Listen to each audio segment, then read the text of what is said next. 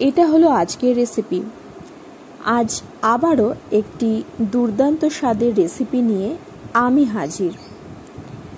Hello friends, আমি জলি। আমার kitchen জলিস কুকবুকে আপনাদের সবাইকে স্বাগত। আজকের রেসিপিটি তৈরি করার জন্য আমি এখানে নিয়ে নিয়েছি আমন্ড। এবার এগুলোর ভালোভাবে খোসা ছাড়িয়ে নেব। দিয়ে দিচ্ছি খোসা ছাড়ানো চিনেবাদাম, খোসা ছাড়ানো আমন্ড এবং কাজু বাদাম। এবার দিয়ে দিচ্ছি টক দই। আমি এখানে 500 গ্রাম পরিমাণ টক দই ব্যবহার করেছি।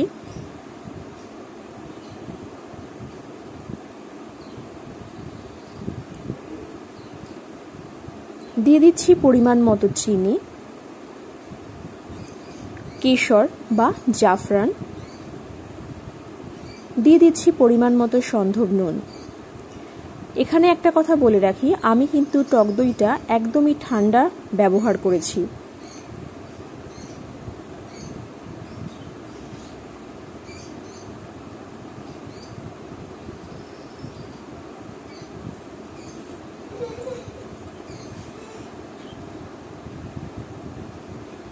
এবার দিয়ে দিচ্ছি গোলমরিচ গুঁড়ো, দিয়ে দিচ্ছি পরিমাণ মতো জল। সবকিছু সুন্দরভাবে একটা মিহি মিশ্রণ তৈরি করে নেব। দেখুন ঠিক এরকম হয়েছে। গ্লাসে দিয়ে দিচ্ছি বরফের টুকরো।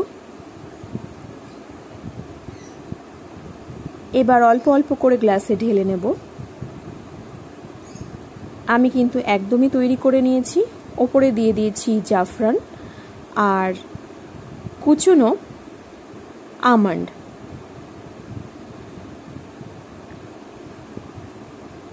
আজকের এই রেসিপিটি আপনাদের কেমন লাগলো সেটা অবশ্যই আমাকে কমেন্ট করে জানাবেন। যদি রেসিপিটি ভালো লেগে থাকে তাহলে অবশ্যই লাইক, শেয়ার এবং সাবস্ক্রাইব করার অনুরোধ রইল। আগামী দিন আবারও দেখা হচ্ছে একটি নতুন রেসিপি নিয়ে। ধন্যবাদ।